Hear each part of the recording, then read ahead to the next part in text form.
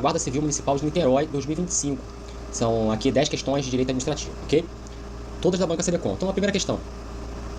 O ato administrativo é uma declaração unilateral de vontade da administração pública, que visa realizar seus objetivos e exercer suas funções.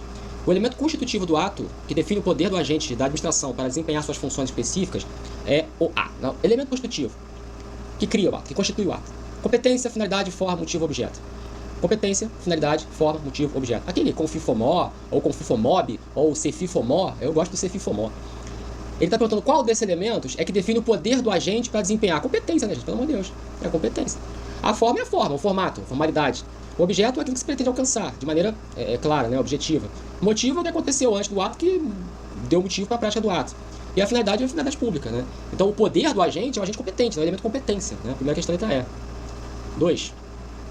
Os atos administrativos são constituídos por elementos essenciais, cuja ausência importa a nulidade do ato. Nesse sentido, o ato nulificável por ilegalidade do objeto ocorre quando? Essa questão aqui é muito boa, muito boa.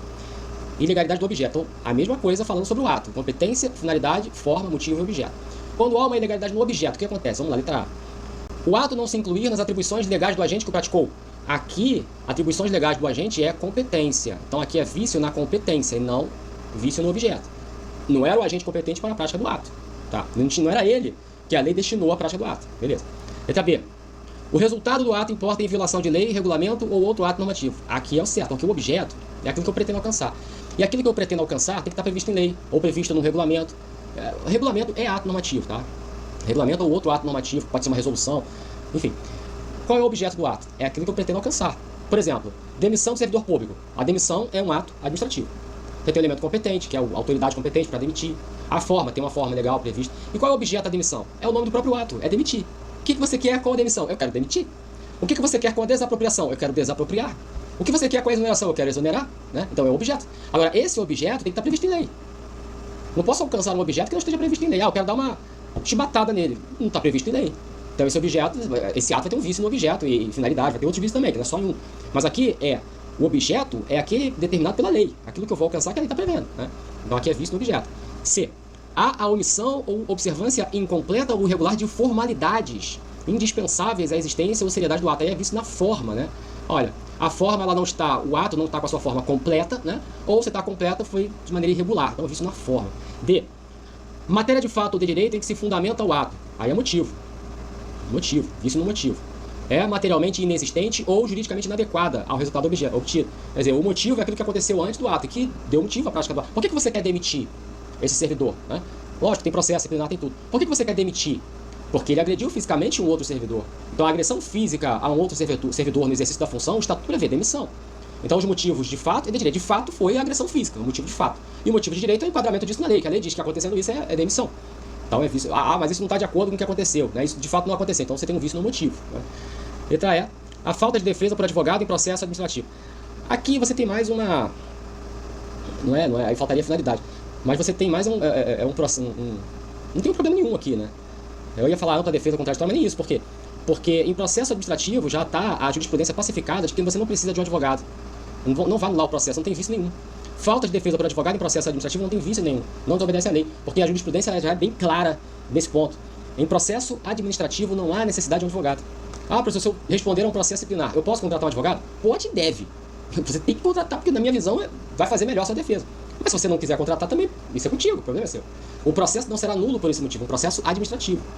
Agora, no processo judicial, que ele vai tramitar pelo Poder Judiciário, uma função típica do Poder Judiciário, que é de julgamento lá com o juiz, aí você tem que ter advogado. Salvo as exceções da lei processual, né?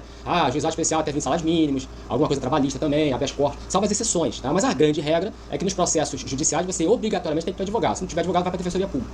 Mas em processo administrativo não há necessidade, tá? Não vai gerar a nulidade do processo administrativo. Então, na letra E não tem vício nenhum, tá? Ficou letra B. 3. Cabe às prefeituras regulamentar e monitorar as atividades que são desenvolvidas na cidade.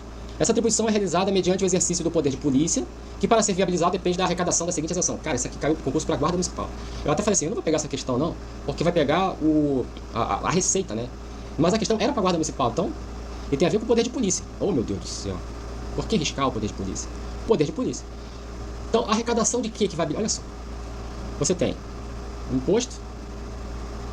Isto é um chamado. Um chamado. Se você se formou em direito e não está exercendo a... e tem taxa. Lógico que os tributos são impostos, taxas, contribuições de melhoria, empréstimo compulsórios e contribuições especiais. Eu não vou entrar nesse ponto. Eu vou falar de imposto de taxa, que são os dois principais. Mas existe a teoria de 5 espécies tributárias, né? 5 em partilha. Mas vou colocar só 2. O imposto, ele vai custear... Vamos colocar pela taxa primeiro, né? A taxa você tem 2 possibilidades. Serviços públicos, para custear a prestação de serviços públicos. Agora, esse serviço público tem que ser específico e divisível. Específico e divisível. Então, todo serviço público tem que ser custeado, pode ser custeado através da cobrança de uma taxa pelo Estado? Não. Só serviço público específico e divisível. Serviço público específico é aquele que é o serviço X. Né? Serviço de, por exemplo, sei lá, água, né? Telefonia. Né? A iluminação pública é complicado, porque colocaram contribuição de iluminação pública, criaram praticamente uma outra espécie tributária, ou dentro das contribuições. Então, serviço específico. Por exemplo, um serviço judiciário, entrar com um processo na justiça. Né? Se você não tem gratuidade de justiça, você tem que pagar custas. Dentro do valor de custas, né, dentre vários valores que tem, você tem a taxa judiciária, que dependendo do Estado é 2%, 3% sobre o valor da causa. Então, a taxa judiciária, serviço público específico, serviço judiciário. E divisível, o que significa divisível? Que eu consigo identificar quem está sendo beneficiado com a prestação desse serviço. A iluminação pública é outra história. Eu consigo identificar. Então, assim, quem entrou com processo na justiça? Eu, Leandro. O José entrou com processo na justiça? Não. Então, eu consigo identificar, eu, Leandro. É o Leandro que está entrando com processo na justiça. Então, o serviço judiciário é um serviço específico, serviço judiciário, especificamente falando, e divisível, porque eu consigo identificar quem está sendo beneficiado com esse serviço, que é aquele que entrou com processo. Então, nesse caso, pode ser cobrado. Pode, não que obrigatoriamente o Estado tenha que fazer isso, mas pode ser cobrado uma taxa pela prestação de um serviço. Vamos mudar a história. Segurança pública é um serviço público? É. É um serviço público específico? É. Mas é um serviço público divisível? Eu consigo identificar as pessoas que são beneficiadas? Professor, todo mundo. Esse é o problema. Todo mundo é beneficiado com a prestação da segurança pública. E você não consegue identificar o João, a Maria, o Joaquim, a Josefa, você não consegue identificar. Você tem um carro da Polícia Militar parado na esquina. Quem está sendo beneficiado? Todo mundo. É um serviço público? É. É específico? É. Mas é divisível? Não. Mas as pessoas que moram ali eu consigo identificar. Mas não são apenas elas que são beneficiadas com a prestação daquele serviço. Quem está passando de ônibus ou está passando a pé também está sendo beneficiado com a prestação daquele serviço público. Você não consegue identificar. Então, por isso, não pode criar taxa de segurança pública pelo Estado, porque não é um serviço divisível, é um serviço indivisível. Eu não consigo identificar. Né? E por isso entra a questão do imposto. Serviços gerais. Os serviços gerais, eles devem ser custeados com a arrecadação dos impostos. Então, a segurança pública é um serviço geral, é um serviço indivisível. Eu não consigo identificar. Então, para custear a segurança pública, o Estado não pode criar uma taxa. Ele tem que custear isso através da arrecadação dos impostos que ele arrecada. Segurança nacional. Quem faz a segurança nacional? As Forças Armadas, que são federais. Você consegue identificar quem está sendo beneficiado? Consigo, sou todo mundo. Não é um ou outro, é todo mundo, então é um serviço geral. Então, o Serviço de Segurança Nacional não pode ser criado uma taxa para custear esse serviço, porque não é um serviço divisível, não é um ou outro que eu consigo, não, é para todo mundo. Então, tem que ser custeado através da receita dos impostos. E tem um outro lance da taxa, que é para o exercício do poder de polícia. A taxa criada pelo exercício do poder de polícia. Então, o poder de polícia, ele é custeado. Ele é custeado pela cobrança de uma taxa. Por exemplo, a vigilância sanitária vai lá no seu restaurante fazer a vigilância com relação aos alimentos, o estoque, a refrigeração. E para isso você paga uma taxa, a taxa da vigilância sanitária. Você está pagando uma taxa para sofrer o exercício do poder de polícia. Sofrer a palavra. Se submeter ao poder de polícia do Estado. Eu vou tirar a carteira de motorista. É o poder de polícia, porque você tem que ter licença para dirigir um veículo, você tem que cumprir as leis de trânsito. Você pode ser sancionado, você pode... mas para tirar a carteira de motorista tem que pagar uma taxa. Aqui no Rio chama Duda, não, o Duda não é o nome da taxa. Duda é o documento onde é arrecadado, é a declaração, não sei o quê. Então você paga uma taxa para se submeter ao exercício do poder de polícia. Então a taxa ela pode ser criada para a prestação de um serviço público, desde que esse serviço público seja específico e divisível, ou o Estado pode criar uma taxa para o exercício do poder de polícia, para exercer o poder de polícia. Imposto é para custear serviços gerais. Então aqui você já tem a taxa. Contribuição, meu pai, tá arriscado porque tá errado, né? Tá errado. A contribuição, ela é uma doação. Já as contribuições, mas não é uma doação assim, você vai ficar chateado comigo, mas eu vou falar. Não é uma doação espontânea, é uma doação obrigatória. Você é obrigado a doar. Mas a doação é compulsória. Vai tirar a natureza da doação, a voluntariedade? A doação civil, né? A doação de um bem, né? Do seu pai te deu um carro, é uma coisa. Agora, em matéria tributária existe a compulsoriedade, né? Então você tem a contribuição de iluminação pública, você tem a contribuição previdenciária. O que é a contribuição previdenciária, a contribuição social? Se não uma contribuição, uma doação para o sistema, né? Para quem está trabalhando e pagando, ter dinheiro suficiente para pagar as aposentadorias e pensões de quem está inativo. Né? Então isso faz parte de uma ideia, de um jogo, de uma contribuição. Né? A contribuição sindical. Né? Aí não aquela sindical do sindicato que eu quero me sindicalizar, não, mas aquela contribuição sindical que é obrigatória. Né? Enfim, as contribuições elas são específicas. A Constituição estabelece quais são as contribuições. E não entra aqui esse caso, porque a própria Constituição estabelece a taxa para o exercício do poder de polícia. E tarifa, cara, tarifa é cobrada pelos concessionários. Né? Por exemplo, o pedágio da ponte Rio-Niterói é uma tarifa. A passagem de ônibus é uma tarifa. Aí você tem os prestadores de serviços ali, né? Concessionários ou permissionários. Não está diretamente prestando aquilo, mas um terceirizado, uma empresa particular. E aí são as tarifas. Você olhar, aí pega um ônibus, vê lá o preço da tarifa, que é a passagem do ônibus. No pedágio, não sei se está na ponte, agora tem. Tinha, não sei se já tiraram, mas tinha lá, tarifa. Né? Os outros pedágios, aí você vai ver na Niterói Manilha, sei lá. É tudo tarifa, tá? Então fica a letra D. Quarta questão. O Estado dispõe de poderes para cumprir o dever de observar a indisponibilidade e supremacia do interesse público. Entre os tipos de poder da administração está o hierárquico, que envolve a prerrogativa da autoridade. Então, poder hierárquico, letra A. Chamar para si o ato que seria de seu subordinado. A vocação. A vocação depende da hierarquia, sim. Depende do poder hierárquico, né? A vocação. Depende do poder hierárquico, decorre do poder hierárquico. Olhar a atuação do agente, mandar fazer novamente se estiver errado. Né? Então, isso tem tudo a ver com o poder hierárquico, dar as ordens. A letra B. Editar atos normativos para complementação de leis. Aqui é o poder normativo, que é exatamente isso aqui, ó. Criar as normas, né, para complementar as leis, poder normativo. Né? A letra C, restringir o exercício de direitos em benefício do interesse público, poder de polícia. Ele está perguntando poder hierárquico, né, aqui é poder de polícia, a restrição do interesse público em prol da coletividade, né, no benefício do interesse público. Letra D, escolher a conduta que traduz maior conveniência para o interesse, conveniência e oportunidade, poder discricionário. Poder discricionário. Isso não vai te permitir ser concursado. Você já parou para pensar em todo o caminho? Então, o poder hierárquico é a letra A. Letra A? Letra A. 5. Todos os fatos imputados ao servidor quanto às suas responsabilidades abrangerão as esferas civil, penal e administrativa. Quanto à esfera penal, esses fatos são correspondentes. Olha, essa pergunta aqui é muito esquisita, né? Porque está perguntando a esfera penal. Crimes e contravenções na esfera penal. A letra B. Atos omissos que resultem em prejuízo ao erário. Aí você pode ter improbidade, pode ter um ilícito administrativo, né? Tudo faz. Atos comissivos praticados no desempenho do cargo. A mesma coisa, pode ser improbidade, pode ser um ilícito administrativo, um ilícito civil também. Letra D. Desempenhos considerados insatisfatórios no cargo. A mesma coisa, pode ser de natureza administrativa. Normalmente, esses três aqui você tem natureza administrativa. Isso aqui é improbidade. A improbidade já está destacada da natureza administrativa. Né? Agora, crimes e contravenções não é nem civil, nem administrativo, nem improbidade. É crime, né? Penal. Beleza. 6. Eduardo Gibbs é perito oficial e recebe para análise um caso em que existe um quesito sobre a responsabilidade da vítima no evento que gerou o pedido de indenização contra o Estado. Observada a responsabilidade objetiva, uma das causas excludentes consiste na... Então, a responsabilidade objetiva do Estado. Estado que eu digo lato sensu, né? O município também tem responsabilidade objetiva. Aquela coisa que basta comprovar o dano e o nexo causal e você... Agora, o Estado vai ser sempre responsabilizado? Então, a responsabilidade objetiva significa que o Estado é 100% responsabilizado? Não. Existem causas excludentes de responsabilidade, ou seja, causas em que o Estado vai comprovar essa causa e vai excluir dele a responsabilidade pela indenização. Então, quais são elas? Culpa de terceiros, culpa, e aí eu vou ressaltar aqui, exclusiva da vítima,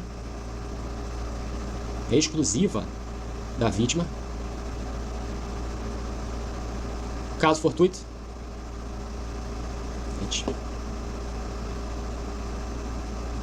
caso fortuito, força maior.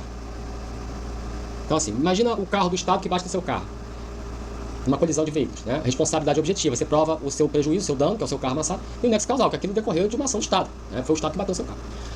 Agora, se o Estado comprovar a culpa de terceiro, olha, tinha um terceiro veículo envolvido no acidente, esse terceiro veículo é que bateu no meu carro, fez com que o meu carro batesse no carro do Estado, né? O terceiro veículo que, desgovernado, bateu no carro do Estado, e o Estado foi e bateu no carro do particular. Então a culpa é de terceiro, não do Estado. Se o Estado comprova isso, a culpa é de terceiro, exclui a responsabilidade do Estado. Ele não é obrigado a indenizar esse caso. O outro é a culpa exclusiva da vítima, e eu vou ressaltar esse exclusivo. Olha, a culpa pelo acidente foi da vítima. Ele está dizendo-se vítima, dizendo que o carro do Estado bateu no carro dele, mas foi ele que causou o acidente. Está provado aqui que a causa foi dele, né? Agora, essa culpa ela tem que ser exclusiva da vítima, 100% da vítima. Porque se for uma culpa concorrente, ou seja, se a vítima sim, ela tinha responsabilidade, ela tinha uma culpa no evento, mas o Estado também tinha uma culpa, você vai falar de culpa concorrente da vítima. E a culpa concorrente da vítima não exclui a responsabilidade, ela ameniza.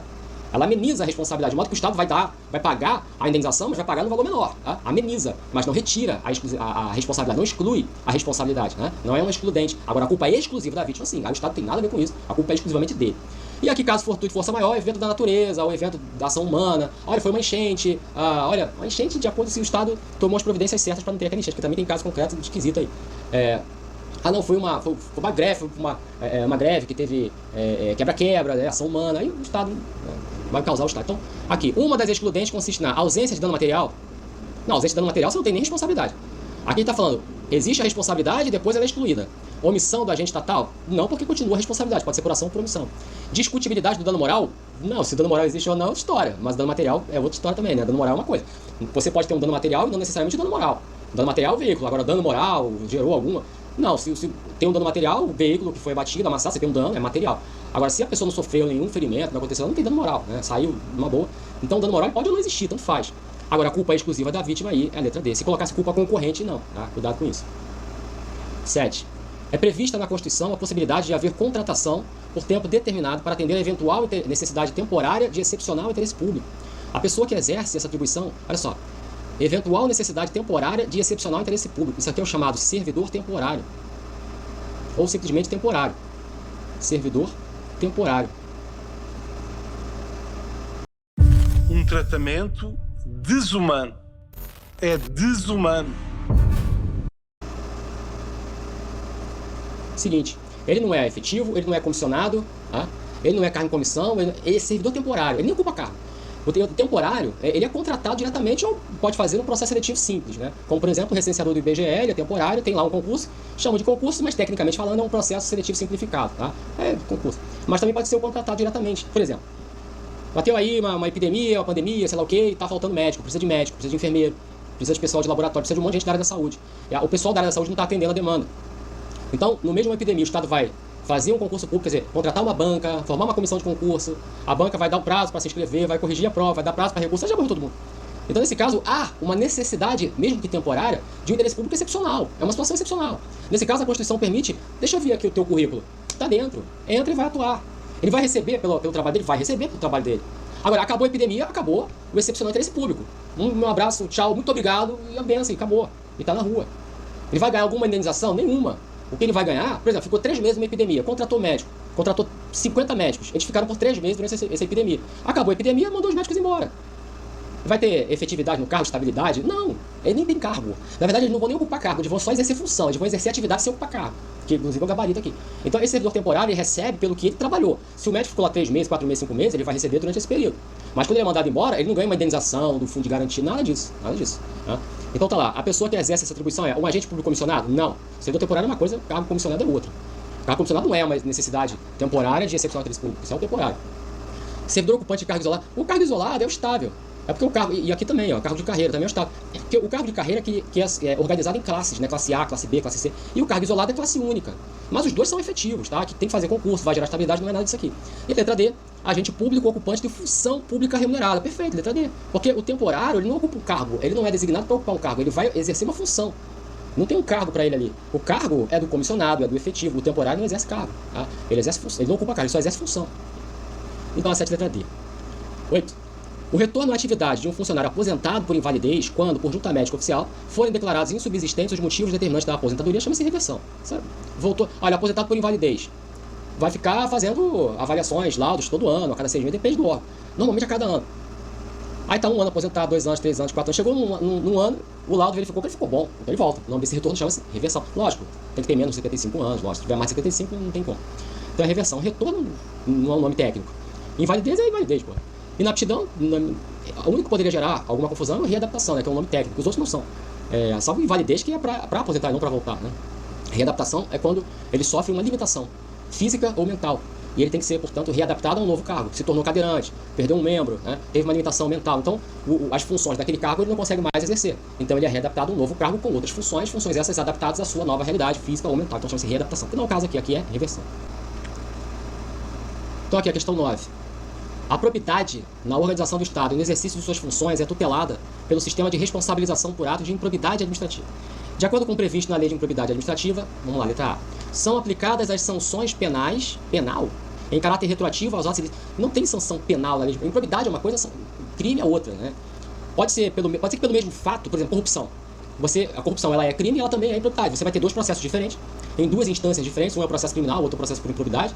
Sanções diferentes, que a improbidade vai ter, por exemplo, suspensão dos direitos políticos, mas não tem prisão. Lá no crime tem prisão, mas não tem suspensão dos direitos políticos. Mas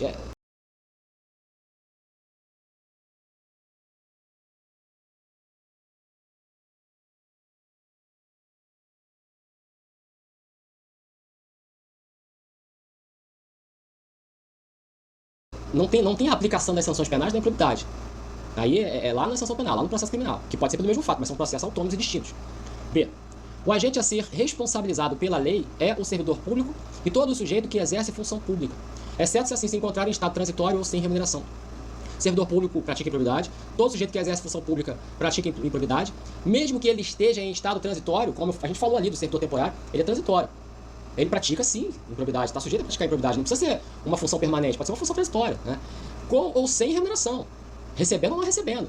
Então isso também independe para a prática da improbidade. Então quando ele fala, exceto se for transitório ou sem remuneração, está errado, porque esses dois também podem praticar improbidade. C. As sanções previstas na LIA não se aplicam aos atos de improbidade praticados contra o patrimônio de entidade privada que receba subvenção. Improbidade contra o patrimônio de uma entidade privada, beleza. Não existe improbidade contra o patrimônio de uma entidade privada, exceto se essa entidade privada recebe subvenção de ente público. O que é subvenção? Dinheiro. Subvenção. Por exemplo, uma ONG, ela não recebe repasse de verba pública? A ONG é uma entidade privada. É criada pelo particular. Presta serviços de interesse público, mas é criada pelo particular. E o Estado ajuda, vai lá, cria subvenções, manda subsídios, enfim. Então, existe improbidade contra essa entidade privada porque ela recebe subvenção de ente público. E a letra C está dizendo que nesse caso não se aplica. Aplica sim. D. As condutas que resultam em danos de improbidade administrativa estão integralmente tipificadas na lei de improbidade? Não. Que revogou leis especiais que também versavam sobre o tema? Não.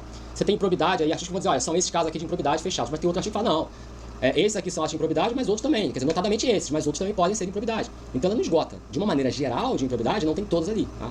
Se você não pular esse vídeo, eu vou depositar esse valor aqui direto na sua conta. Olha só, eu vou te mostrar agora. E a letra E. Afasta a responsabilidade por ato de improbidade administrativa o mero exercício da função ou desempenho de competências públicas sem comprovação de ato doloso com fim ilícito. Grava isso com a tua vida de concurso de improbidade. Concurso de direito administrativo que cai em improbidade. A lei de improbidade, recentemente, sofreu uma profunda alteração no seu texto. Para mim, até uma lei nova, diferente, mas beleza. Uma profunda alteração. E antes dessa alteração, existia a possibilidade de improbidade por dolo ou culpa. E depois da alteração da lei, só cabe improbidade por dolo, não cabe mais improbidade por culpa. E as bancas vêm batendo nisso até hoje. E aqui na CDCOM não é diferente. Então a letra E afasta a responsabilidade do ato de improbidade se não tiver ali a comprovação de um ato doloso com um fim ilícito. Afasta. Porque o que vai sobrar, se você tira o dolo, o que sobra? A culpa. Então não tem improbidade. Tá? Inclusive, a próxima questão também tem a ver com isso. Então, é uma boa de contar a sua prova. A improbidade administrativa pode ser definida como um ato ilegal ou contrário aos princípios básicos da administração pública, cometido por agente público durante o exercício de função pública. É elemento essencial para a configuração dos atos de improbidade. Letra A, prática de ato doloso. É essencial, porque se não tiver o dolo, não tem improbidade. Voluntariedade do agente, aí é culpa. Aí, como diz lá, tem expressamente isso na lei, não bastando a voluntariedade do agente. Então, existência de dano ao erário? Não necessariamente, porque você tem três esferas, três grupos de improbidade. Enriquecimento ilícito,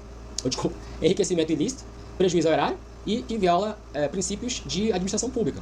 Então, ato que causa, que gera um dano ao erário é improbidade. Mas tem atos de improbidade que não necessariamente vão gerar um dano ao erário. Ato que causa um enriquecimento ilícito pode ser, não vai gerar dano ao erário necessariamente. Pode ser o dinheiro desviado de um particular para ele. Ou um ato que viola o princípio da administração pública, por exemplo, não publicou, não deu transparência e violou o princípio da publicidade. Teve um dano material ao erário? Não, o erário é cofre público, né? Então você tem improbidade que sim causam dano ao erário, tem improbidade que não causam dano ao erário, vai gerar outras espécies. Letra D, percepção de qualquer vantagem patrimonial, que aí é o caso do enriquecimento ilícito. Então você tem os três grupos de improbidade, aqueles que geram enriquecimento ilícito, mais aqueles também que causam prejuízo ao erário e aqueles que violam princípios. Então é necessário ter uma vantagem patrimonial? Não. Para ter uma improbidade? Não. Pode ter uma vantagem patrimonial, como pode não ter também, então tá fora. Agora, dolo, com o aberto, dolo, né? É necessário. Beleza, então fico por aqui nessas 10 questões aqui de direito administrativo, tá indo aqui pro canal também.